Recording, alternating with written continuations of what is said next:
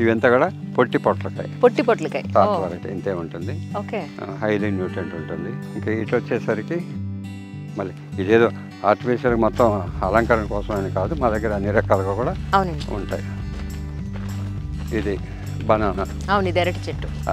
అరటి చూడండి ఎంత ఏపుగా ఉంటాయో. అవును, చాలా పైకి వచ్చాయండి. ఇంత హైట్ చాలా తక్కువ పెరుగుతుంటాయి.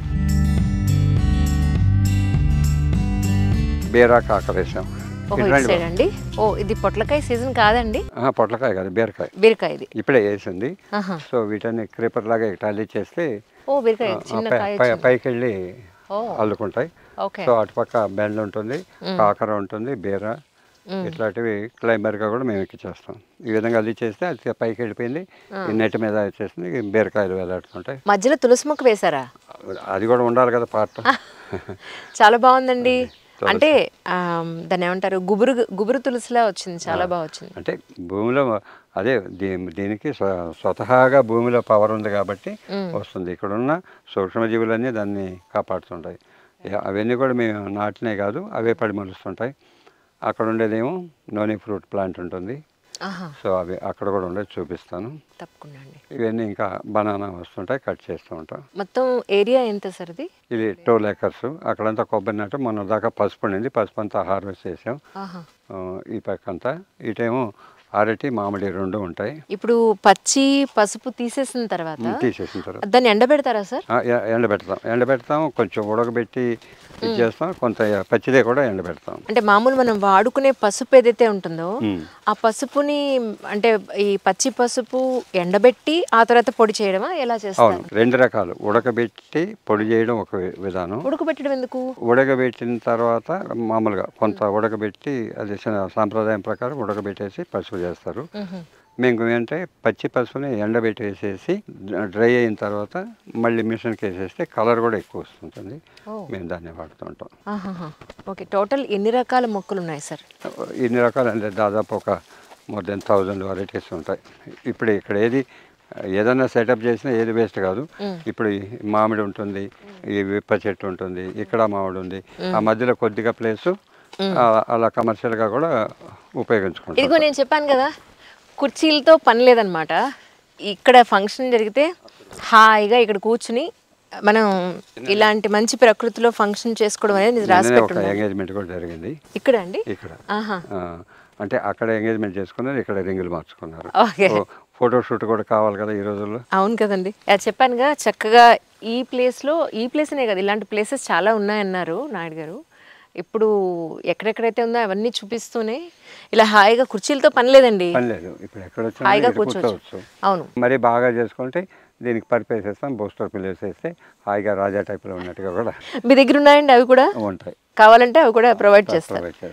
ఎందుకంటే వాళ్ళు ఏ స్టేజ్లో ఏ కంఫర్టబుల్గా కావాలనుకుంటే నేచర్లో చేసుకోవాలని. ఇక్కడ చూడండి, చుట్టూ అరటి మాలే ఉంటాయి, మామిడి తోరణాలు ఉంటాయి. అవును, మామిడి తోరణాలు స్పెషల్గా కట్టుకోవాల్సిన పని లేదు, ఏది లేదు. అరటి మాలలు కట్టాల్సిన అవసరం కూడా లేదు. ఇన్ని ఉన్నాయి కదా చుట్టూ. ఇంకా అక్కడేమో ఔషధ ప్లాంట్స్ ఉంటాయి. సో హెర్బల్ గార్డెన్ అది మొత్తం చాలా. ఇక్కడ ఫంక్షన్ చేసుకునే వాళ్ళకు మీరు హాల్లో సెంటు అది ఇది పెర్ఫ్యూమ్ స్ప్రే చేస్తారు. మా దగ్గర అంతా నేచురల్ పెర్ఫ్యూమ్ తోటి స్ప్రే చేసుకోవచ్చు. కాకపోతే అది చూపిస్తారండి. ఇవన్నీ కూడా rare variety fruit bearing crops ఉంటాయి.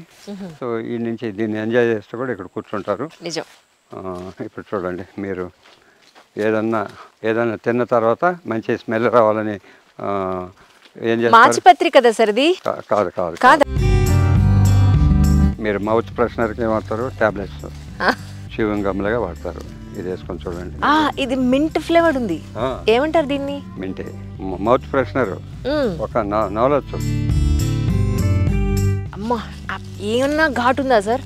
ఇదో నాకు మొక్క ఒకటి ఇవ్వరు? ఇస్తాం, ఎందుకు ఇవ్వను కానీ. ఓ మై గాడ్, చూసారా, మామూలుగా లేదు.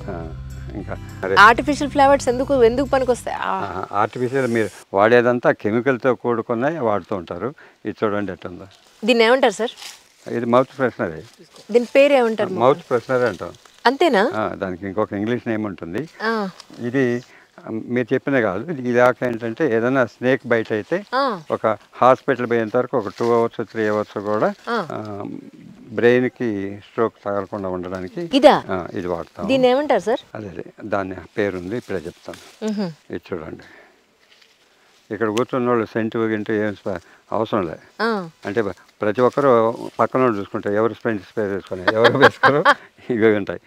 ఇది కర్పూర తులసి స్మెల్ చూడండి. చాలా బాగుంది సార్, కర్పూర తులసి చాలా బాగుంది స్మెల్. సార్ ఇక్కడ డిఫరెంట్ ఆకు వచ్చింది కదా, అది సరస్వతి ఆకు. ఇది తింటే చదువు వస్తుంది అంటారు, అదేనా ఇది? సరస్వతి అంటే బ్రెయిన్ మెచ్యూరిటీ అవుతుంది ఎవరికైతే సరిగా ఉండదు. ఇది చూపించండి, ఇది ఎందుకంటే సరస్వతి ఆకు సరస్వతి లేహ్యం అనడమే కానీ ఎప్పుడు మనం చూడం.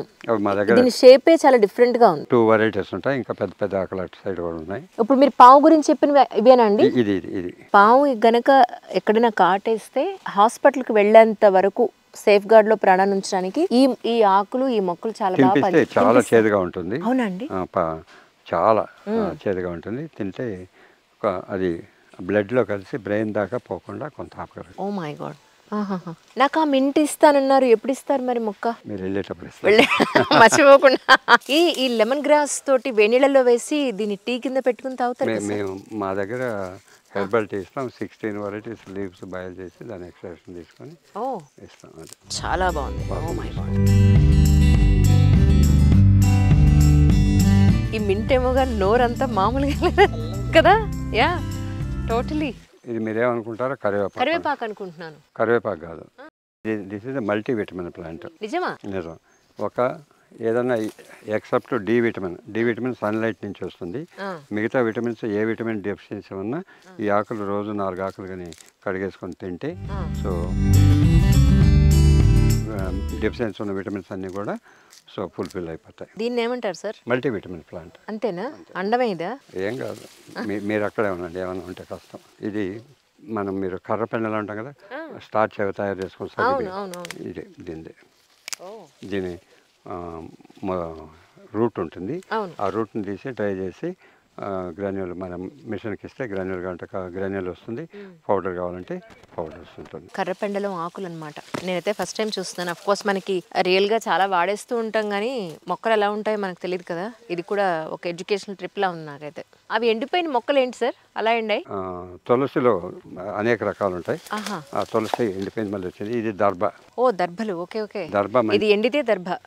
శుభకార్యానికి అశుభకార్యానికి యజ్ఞం చేసుకున్నా యాగాలు చేసుకున్నా చివరికి కర్మంత్రం చేసుకోవాలన్నా కూడా ఇది కావాలి కాబట్టి అది కూడా ఎక్కడి నుంచి ఉండకూడదు అనే దాంతో ఇక్కడే తెప్పించాము. మా చిన్నప్పుడు మా అమ్మగారు బామ్మగారు వాళ్ళు గ్రహణం అయితే ఫుడ్ ఐటమ్స్ ఇంట్లో ఏమన్నా ఉంటే ఈ దర్భని దాని మీద పెట్టేవాళ్ళు. ఆకులు కట్ చేసి అందులో వేసేవాడు.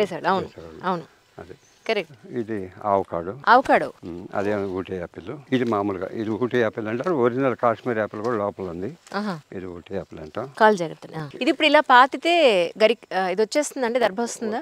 కింద వేరు కావాలా? లేదు, రూట్ ఉండి పాతితే వస్తుంది. దీనికి రూట్ లేదుగా మరి. నేను మీకు చూపించడానికి ఇచ్చాను. సరే కానీ దర్భ చాలా బాగుందండి, చాలా బాగుంది, మంచి హెల్దీగా ఎదిగింది.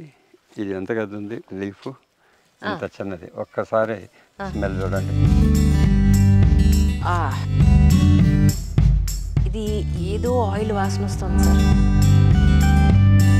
ఎంత గడ్డి కదా, దాని పవర్ ఎంత. అవును, దీన్ని ఏమంటారు దీన్ని? ఇప్పుడు జలుబు మీకు దగ్గు ఏమన్నా తుమ్ములు అన్నీ ఉన్నాయంటే 2 ఆకులు దానిపై కానీ ముక్కు దగ్గర పెట్టుకుంటే పటాపంచలు అవుతాయి. చాలా బాగుంది. దీన్ని ఏమంటారు? దాని పేరు ఇప్పుడే చెప్తాను. ఇదేదో వాసన వస్తుంది సార్. ఇది యూకలిప్టస్ ఆయిల్ కాదు, some kind of oil smell వస్తుంది. ఇది వావిలాకు. వావిలాక మెడిసినల్. ఇంతకుముందు ఇప్పుడైతే హాస్పిటల్ వచ్చాయి. ఇంతకుముందు డెలివరీ అయిన తర్వాత ఆ స్టమక్ మళ్ళీ పెద్దదిగా ఉంటుందని ఈ ఆకును కొంచెం వాడిచి బొడ్డు కట్టేసేవాళ్ళు.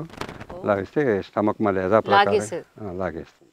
వావిలాకు మా అమ్మగారు ఇప్పటికీ అంటూ ఉంటారు. ఓ సరస్వతి ఆకు ఇక్కడ చాలా ఉందండి. ఇదంతా చూడండి, ఇది చాలా బాగుంది. ఇదంతా సరస్వతి ఆకు.